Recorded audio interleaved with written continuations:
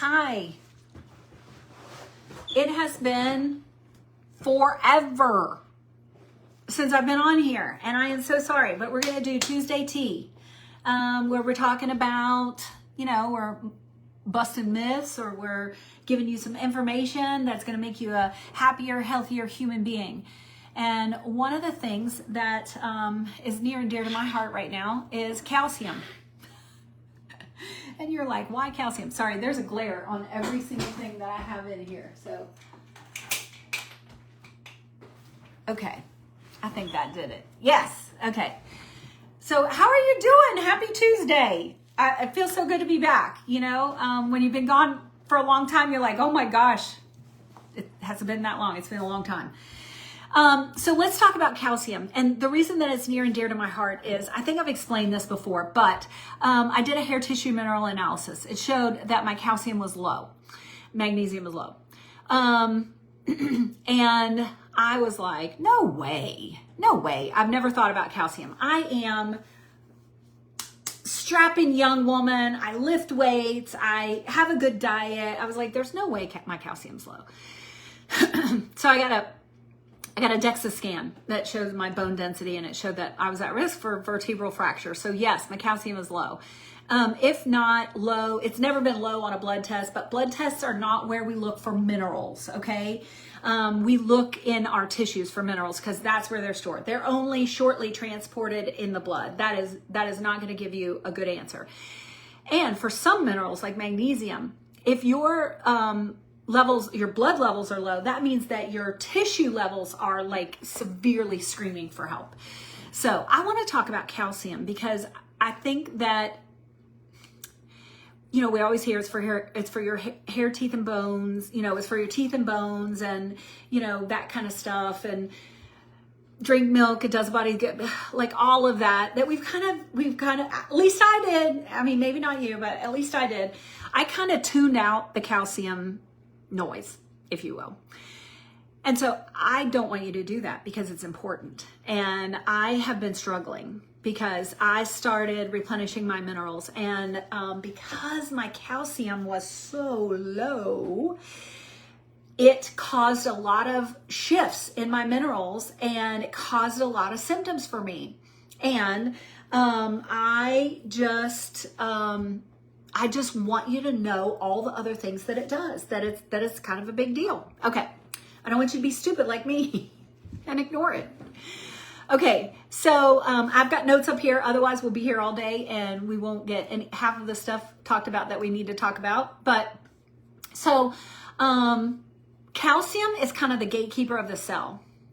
And what was happening was that in my body, because my calcium was low, you can imagine that calcium kind of lines up on the outside of your cell membrane, and it kind of dictates what's able to get into the cell or get out of the cell. And so when you have a good calcium level, it kind of keeps things that are supposed to be in the cell, things that are supposed to be out of the cell. But when it's low, there's big holes. There's like a big highway. There's nobody guarding the gate. And anybody can come in and come out kind of freely. And so you get a lot of shifts. And that can cause a lot of symptoms because your minerals are not just, we hardly talk about them, but they are important. They are the spark plugs to life, okay? They are responsible for building our hormones, our neurotransmitters, for making enzyme reactions happening. They're responsible for a lot of things. So, on my test, my calcium tells us how my body is responding to stress at the cellular level. And I already told you that my stress was like off the charts. But anyway, whether you are kind of tightly protected or whether you're, sort of open and vulnerable. And in my case, I'm open and vulnerable. Not only, and I'm not talking about emotionally, but I kind of am because it goes together. So who knew that calcium and how it protects your cell is also can make you vulnerable emotionally? It's true. Okay. So calcium's role in the cell membrane is that it sits on the outer layer of your cell membrane, and it helps to stabilize, like it gives structure to, it helps to stabilize and balance that cell membrane. Otherwise it'd just kind of be a blob with no shape, kind of. And when calcium is low, that cell membrane becomes leaky. So what's inside the cell can leak out, what's outside the cell can come in. It's just like, you know, it's like a free-for-all in there. So that your cell can actually, and what's inside of your cell, and most importantly, what's inside of your cell is your mitochondria that produce your energy, right? That's the most important thing. And it increases oxidative stress. Essentially, that is reactive oxygen species that come from inflammation. It comes from burning glucose as fuel instead of fat as fuel. Lots of things, but those are the two biggest ones. And then you can have heightened reactivity to food, smells, or noise. Let me just tell you, and I've been this way for a long time, my calcium level's probably been low for a long time, that I am super noise sensitive.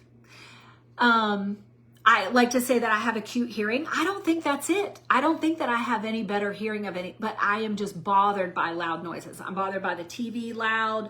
I'm bothered by, like going to a concert is out of the question right now because it's just so much, like I got to get away from that noise. So that could all be coming from my low calcium. And then sensitivities to chemicals and medications, that really, I really haven't had that symptom because I'm a tank normally until I wasn't. Until I started replenishing my minerals. And, you know, because I've always been a tank, I didn't honor how important and how much minerals are actually doing in our bodies. And I was like, nah, I'm just going to start at the dose instead of building up to the dose. And then chronic inflammation. So, you know, it has to do with you don't retain your minerals. One of the other things that I saw was that my cobalt level was like 0. When your cobalt level is low, your B12 is low and your detox capacity is low. So lots of things going on here. So low calcium just means that you have no gatekeeper, that your body's kind of unprotected. You kind of feel raw, reactive, inflamed. And I can attest that that's exactly how I feel. That's exactly how I feel. And I felt that way for a long time. The opposite of that. Okay, so my calcium levels are low. If your calcium levels are high, you can have something called a calcium shell. And that is like when this boundary, this like nice thing, the scaffolding that creates, you know, shape and structure and, you know, substance to your cell membrane actually becomes a barrier. What it does is that it locks things that are in the cell in, and it locks things that are out of the cell out. Not necessarily a good thing. You got to have a balance. So this is, I'm too far one way and this is too far the other way. So a calcium shell could mean that you have a flat affect, that you kind of have emotional numbness. If someone would ask you like, how are you feeling? You wouldn't be able to say because you're not in touch with your feelings because all of those are kind of locked in your cells. I know this sounds crazy, but it's true. It's 100% true. You can have fatigue, detachment, brain fog, like hypothyroid-like symptoms that you're cold, you're slow, low motivation. You can also have poor digestion because calcium slows your stomach acid. So you have that overabundance of calcium and it just buffers your stomach acid.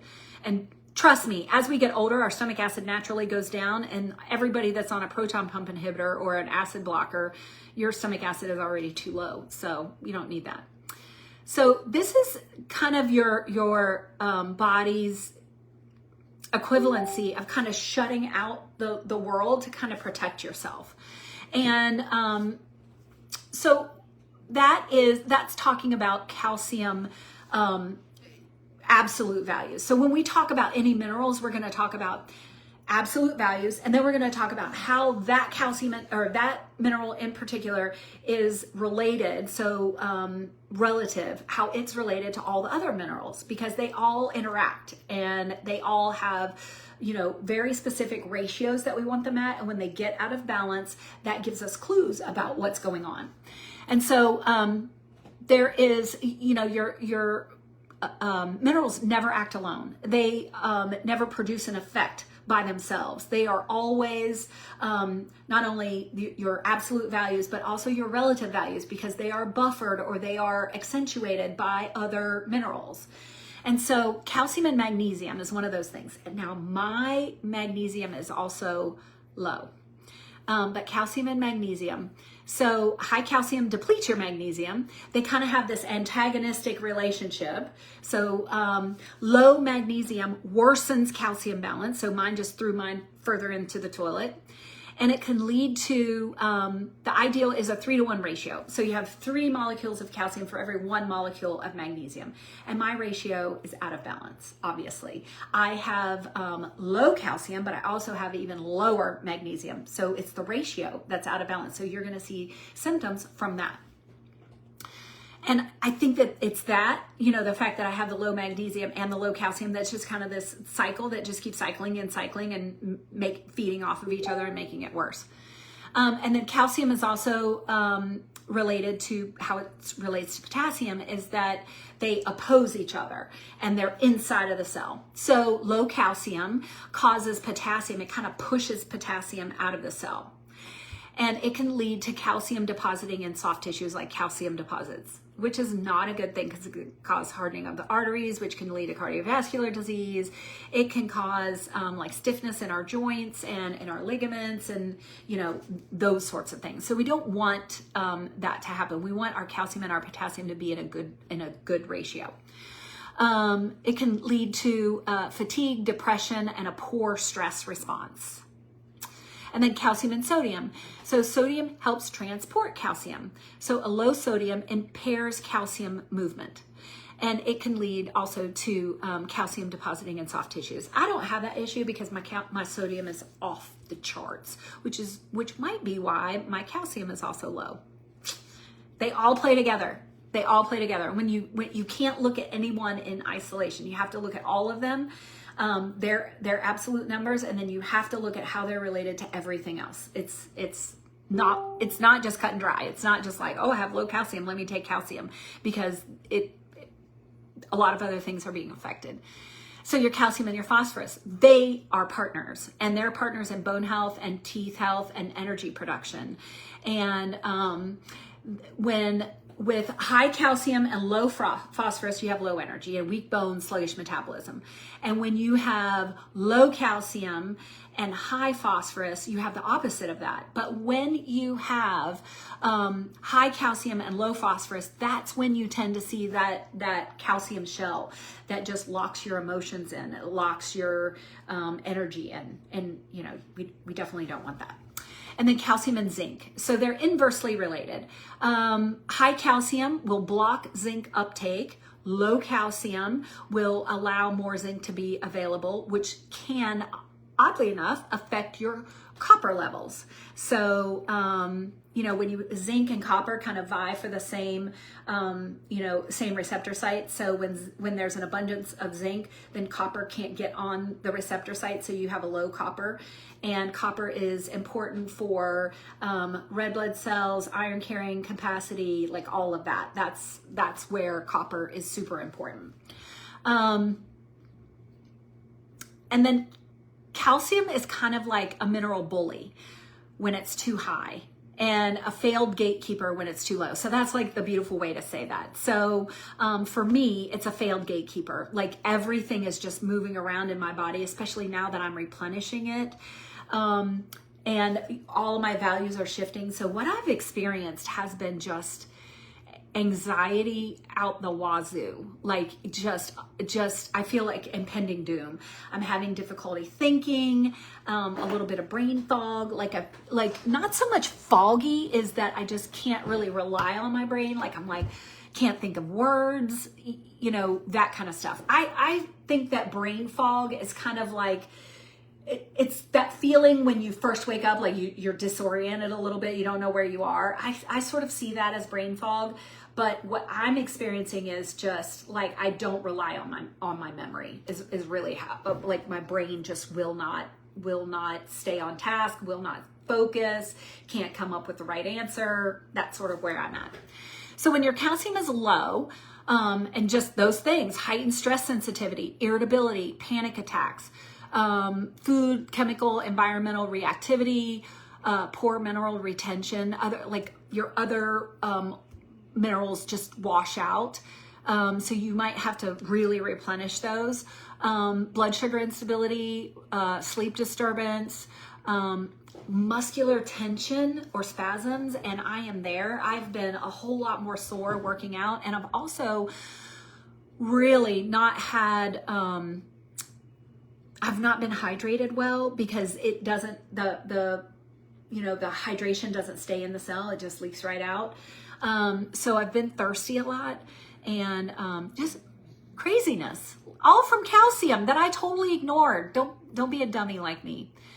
So when you start balancing your minerals, and I hope that if you, if you have problems with your gut or blood sugar balancing or detox, or if you have like emotional issues where you have anxiety or depression, ADHD, those kinds of things, that you would get your minerals tested through a hair tissue mineral analysis, because that's what all of those things can come to light in a hair tissue mineral analysis.